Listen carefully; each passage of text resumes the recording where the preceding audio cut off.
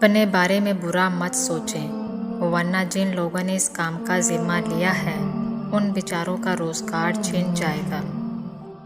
زندگی کو بہت غور سے دیکھا ہے، اس میں سب کچھ ہے سوائے اعتبار کے۔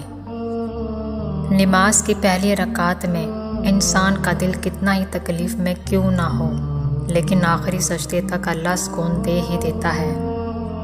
کچھ چیزوں کو اور کچھ باتوں کو وقت اور اللہ پر چھوڑ کر مطمئن ہو جانا چاہیے۔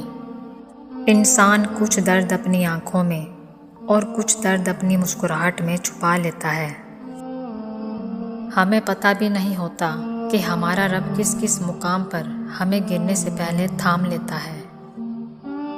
ایسا کیوں ہوتا ہے کہ ہماری آنکھوں کی نمی کسی کو نظر نہیں آتی، لیکن ہماری زبان کی تلخی سب کو نظر آ جاتی ہے۔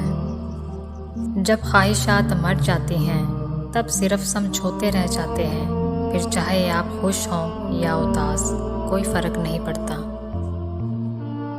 ظالم کے ظلم سے نہیں بلکہ صابر کے صبر سے ڈرو، بے شک اللہ تعالی ہمیشہ صبر کرنے والوں کے ساتھ ہے۔